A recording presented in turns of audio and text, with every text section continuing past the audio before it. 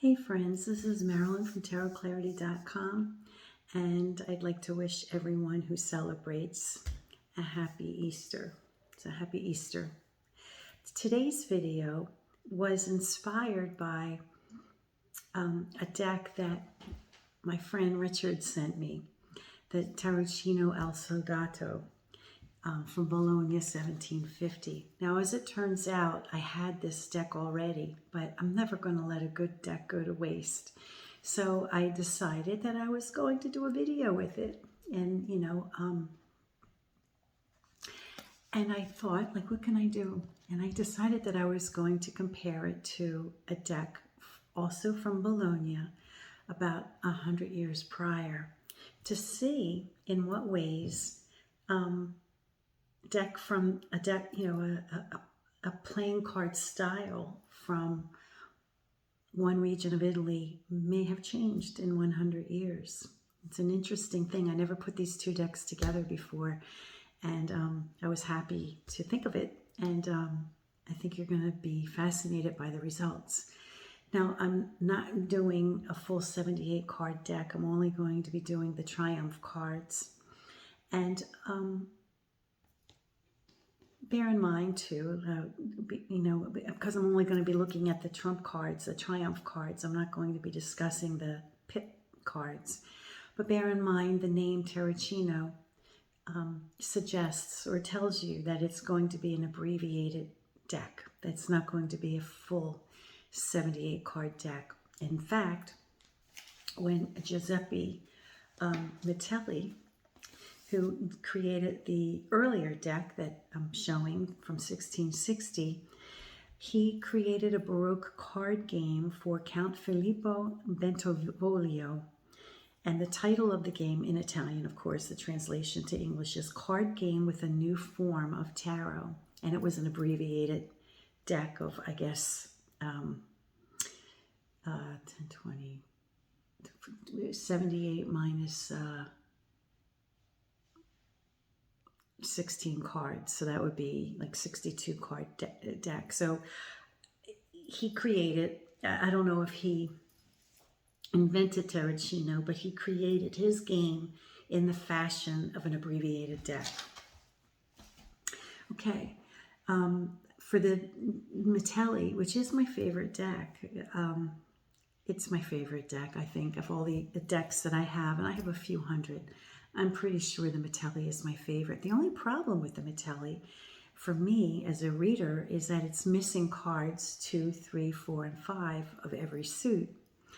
And I have another friend, Shell David, who was kind enough to recreate a deck for me, a Mitelli deck, creating the missing cards, the cards that did not appear in the original deck. So I'll be showing his cards, but I'll also be showing the Tarocchi Mitelli deck by Giordano Berti, because it's larger, and you may be able to see the images better.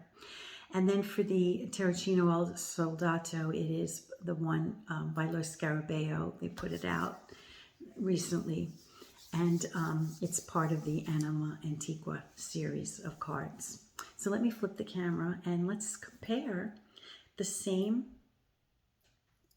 game, the same abbreviated game of Tarocchino from the same region of Italy, but 100 years apart. Okay, so in the Shell David deck that I have, the date is 1660 for the Giuseppe Mitelli deck. And in the Tarocchino al Soldato by Lo Scarabeo, they date it at 1750. So it's almost 100 years difference between these two decks. And I'm always going to remember people who are good to me. And this is a scan that Shell David included with this deck. I don't know if he's yet making decks available for sale, but he's somebody to keep your eye on. He's a wonderful card maker.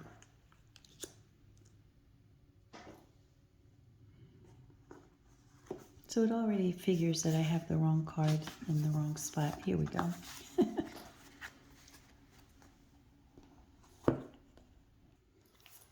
Okay, so whether or not it's the first card, I've put it in the first position, the Fool.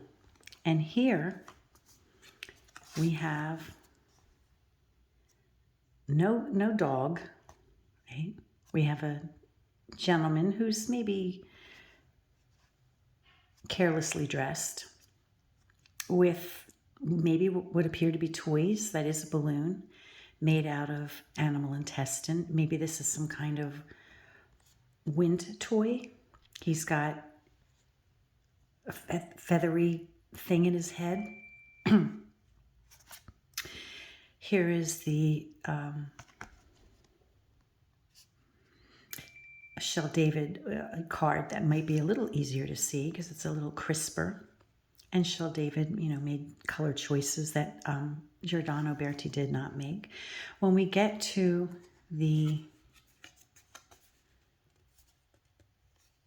El Soldato, he's a noisemaker, right? He's making noise. He's some type of street musician. Where do we see that in the earlier Mitelli? In the Mitelli, we see it in the Magician. And it's in the Magician that we see the dog.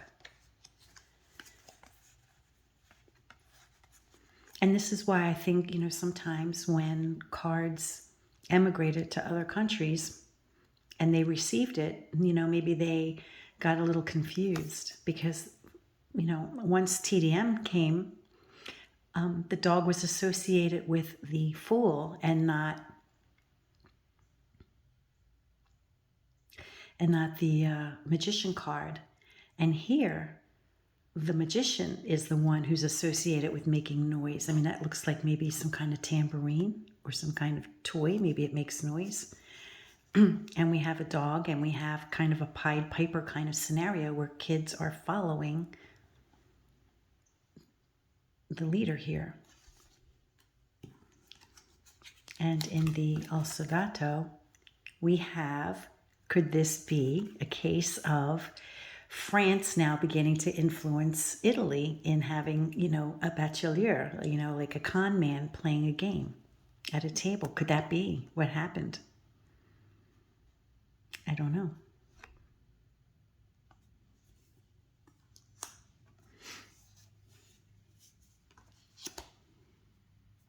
Okay, now comes 1750, and I think this began, this tradition of the Four Moors actually began in 1725.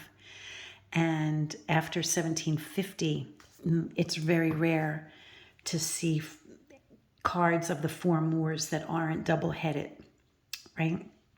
So this might be one of the last incarnations of the Four Moors where we don't have, the double heads like we see in modern playing cards. Now, I'm not sure if I have these in the correct order, so I'm just cards 2 through 5. We do see that the Bolognese from 1650 in the Mitelli substituted the 2 through 5 to be less overtly religious leaders.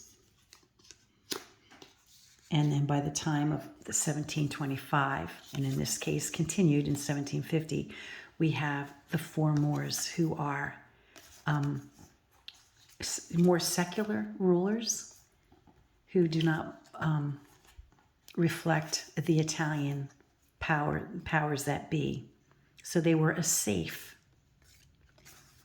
politically speaking, they were safe. That safe reference. Also, the Bolognese also designated, and I think all of Italy did, to tell you the truth, designated the same value between the cards 2 through 5, so that neither secular nor religious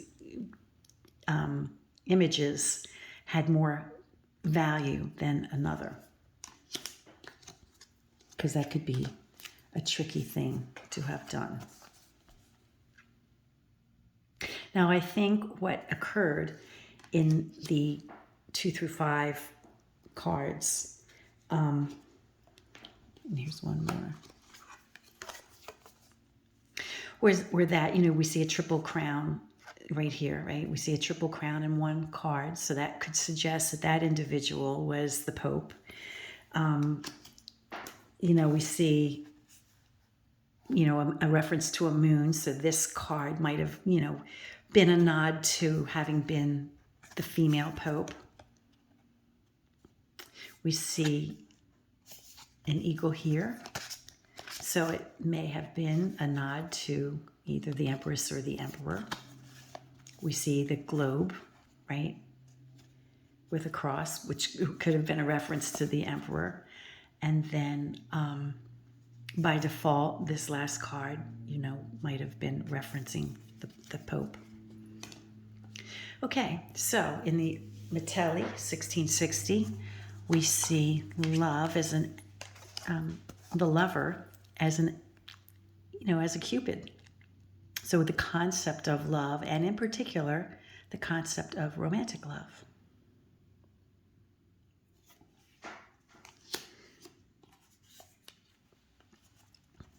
And in the Al Soldato, we have, it's still kind of, is still reminiscent of romantic love. We still have Cupid, but now we have two individuals and we have a fountain, whereas we don't have a fountain. And we don't have individuals in the earlier card. And Cupid is blindfolded here. So it still seems like it's the concept of love rather than a choice between, what a young lover wants and, what's best for him, like we see in the TDM, right? There's still a concept of like romantic love or suggestion of romantic love.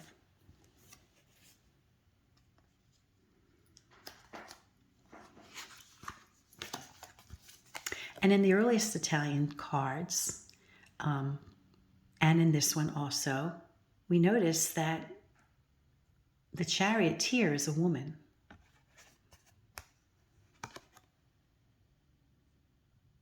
Right? The charioteer is a woman.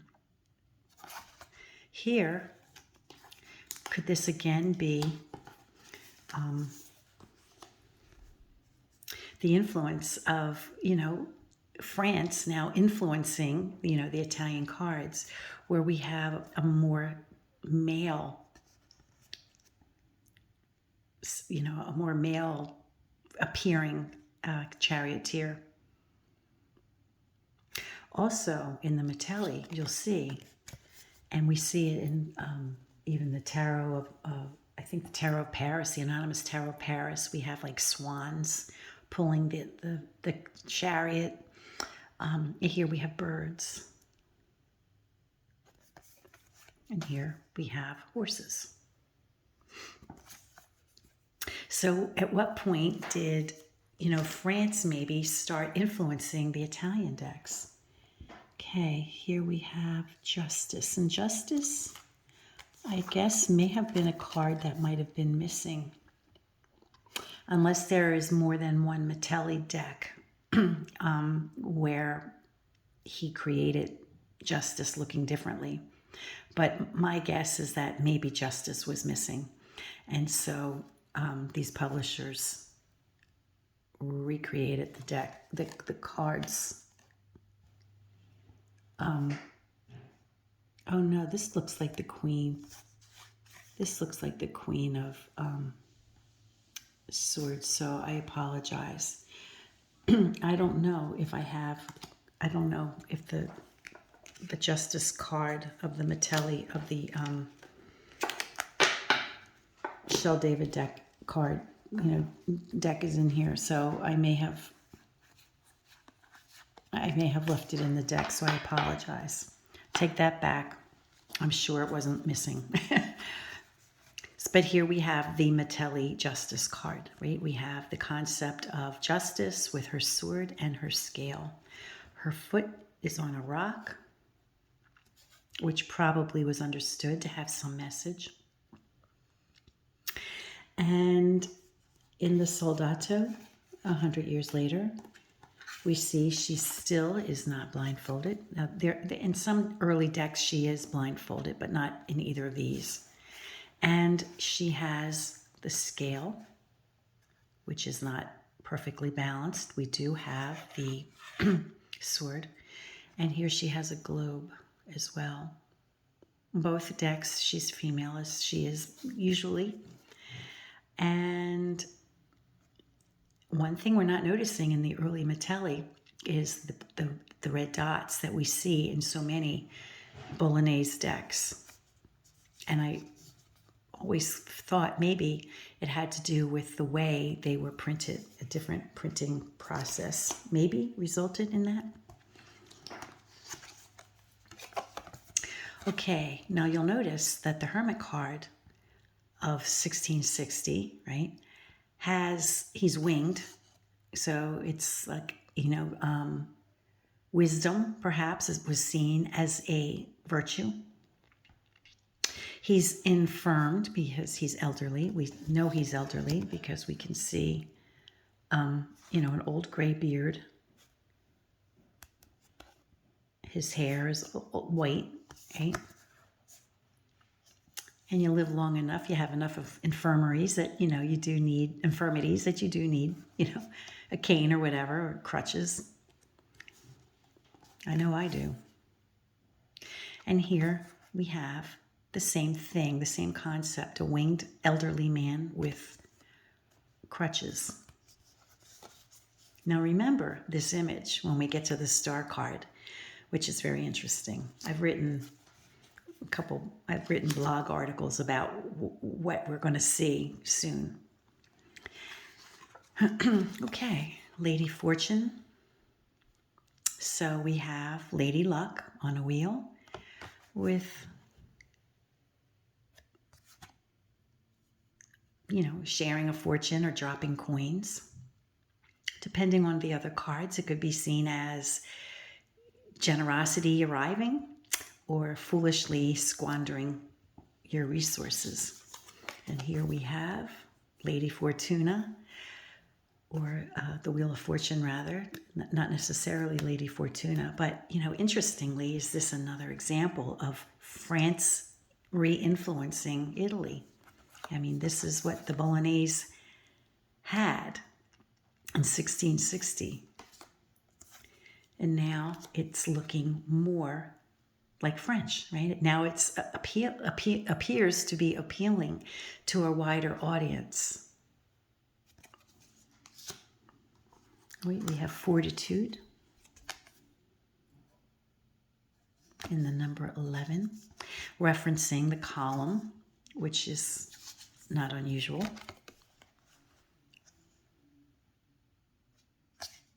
And so the concept of a woman with a column is still here. It could have been a biblical reference. There's, other stories, biblical stories, other rabbit holes we could go down to as to why there are columns for fortitude. Now, this one is a strange one.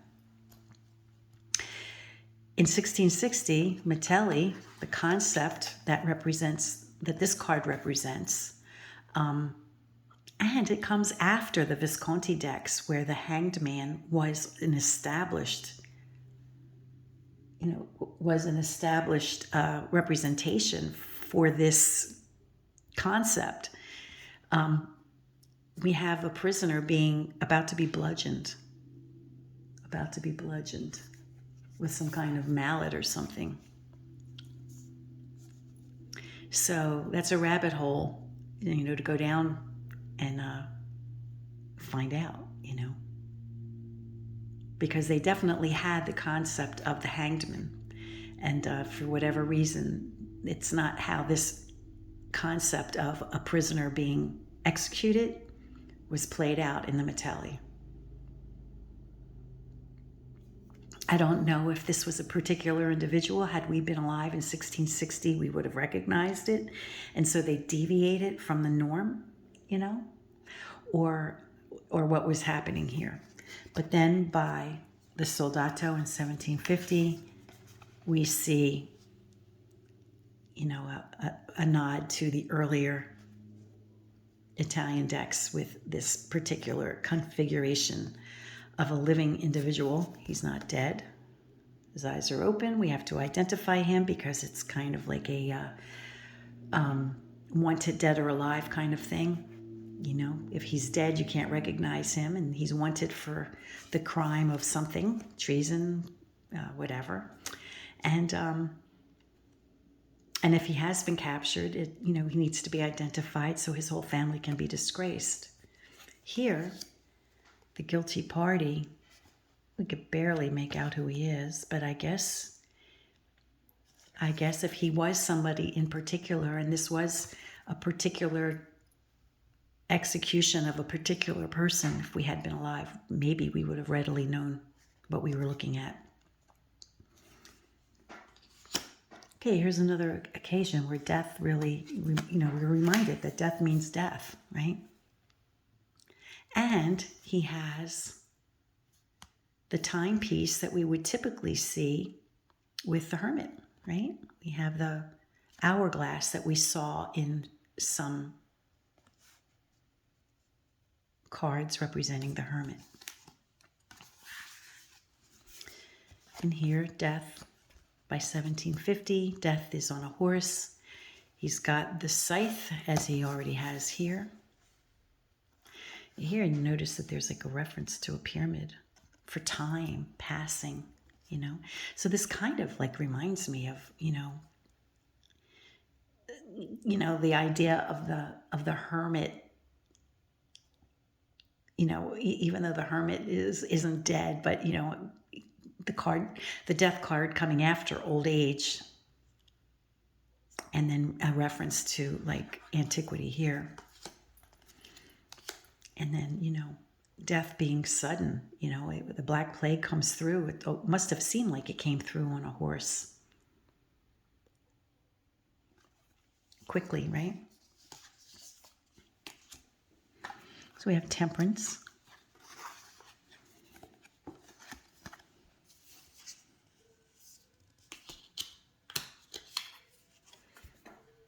And here Temperance is standing. And it looks like, well, it does look like what it's representing, water being, or some liquid being poured into another vessel, one vessel to another. And here, the same idea, but a little bit more like magical, how this goes into this vessel.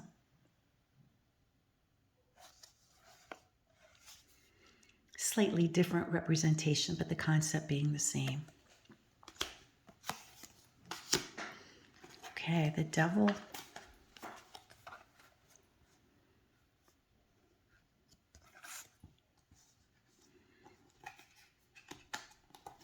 Again, a winged creature, but not the wings of virtue that we would see in cards representing virtue. So here we have a little bit of a Krampus thing going on. Bird feet, pitchfork, tail, tongue.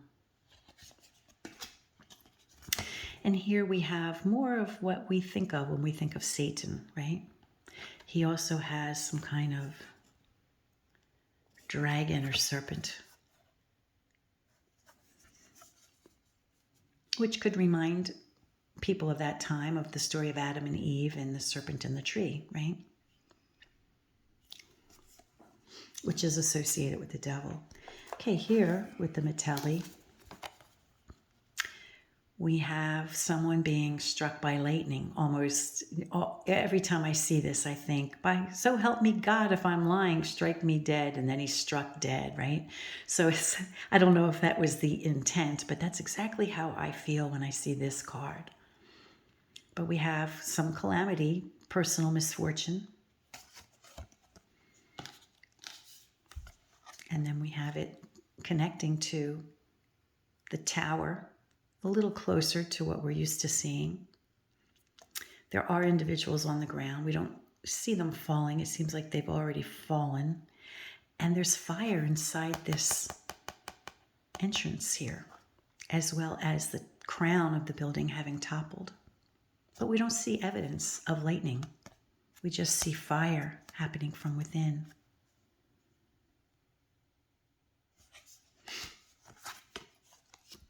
And this is the card where I maintain, and I did a blog article and I'll link it down below, that this somehow became the hermit card of the TDM, right? We have an elderly man who's walking. Now he doesn't have a cane, but he's got a lantern. So something, you know, when it was like, you know, went from country to country, when maybe somebody was recreating the deck, maybe they liked this card better to represent the hermit, or maybe they didn't remember what card this was. Maybe they didn't overtly remember that this was the star card, because the star is kind of small. References to stars and might be completely missed. And they may have thought, oh yeah, that was like there's a hermit card, so then this somehow became the hermit. But it was representing the star. And, you know, even though this guy doesn't look like he has anything to do with the sky or the star in the sky is what represented the star, as does the concept of a star in this particular deck, the El Soldato. So we have maybe wise men or astronomers, you know,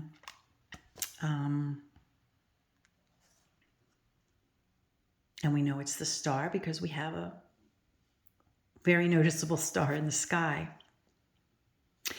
The article, I would really encourage you to read the article, because I make a case not only for this card, but for the next card, the moon card. Now, none of these moon cards resemble the TDM moon.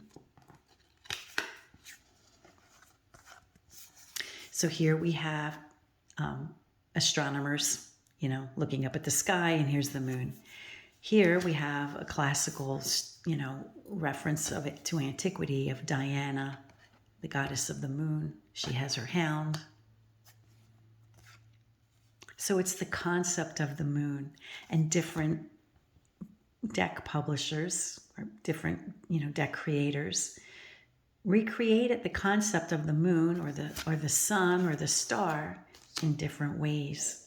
And as things emigrated from country to country, it's also possible that something got lost in translation. So I have a theory about how the TDM moon design came to be. But since none of these cards show that, I'm going to ask you to read my article down below. It's a good article, so please, I'll post it, and please read it. Here we have the sun, you know, represented by Apollo, and here we have the sun represented by a woman who is doing some type of thread work in the light of day when you need light. It's something you would do during the day. Now, we've seen this same image in other decks, like the Via Veal, for one. And there's another one. And some of the Swiss decks, maybe. And the I did a video not too long ago where I think three moon cards were all represented by this woman doing thread work at night. But in the Bolognese, she's doing it by day. So it stands to reason, if the Italians created the deck and they understood that this was work that you did during the day, when it emigrated to, you know, France and Switzerland, right? They didn't remember which moon card or sun card that this image appeared. And so they just forgot, or they misappropriated the image to the wrong card. But the important thing is that they had a card that represented the moon, the sun, and a star.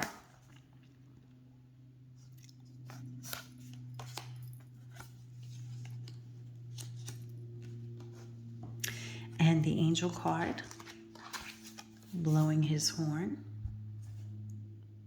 letting us know that the time has come. Some big event is about to happen. We have that here as well.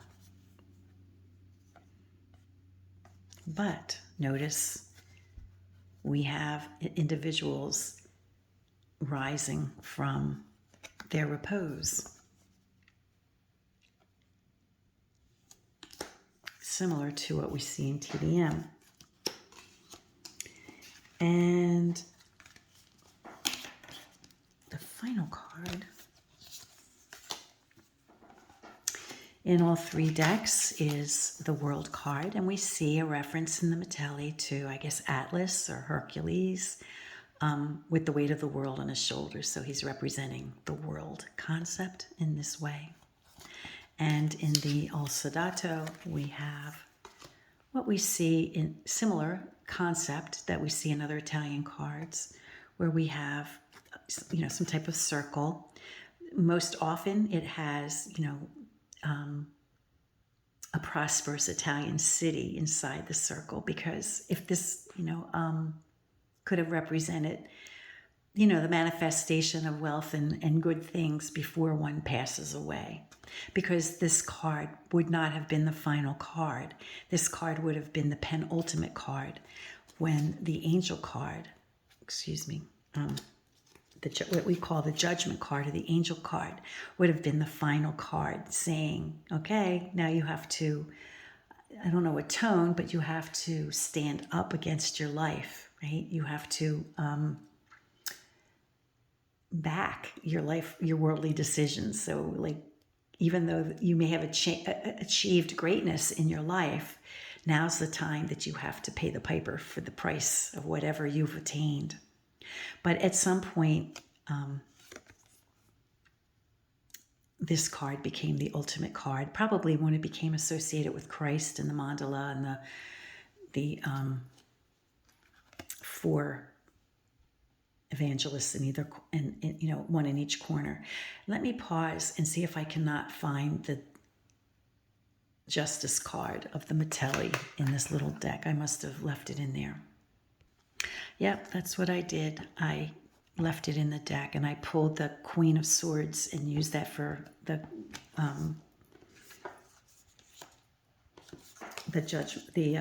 Justice card by mistake. So this is the Justice card for the Mitelli. So the Mitelli, I was incorrect when I said, the card makers recreated the card because maybe it was missing. It was not missing. So the Mitelli's triumph cards are intact, and the whole deck is intact. It's just that the cards 2 through 5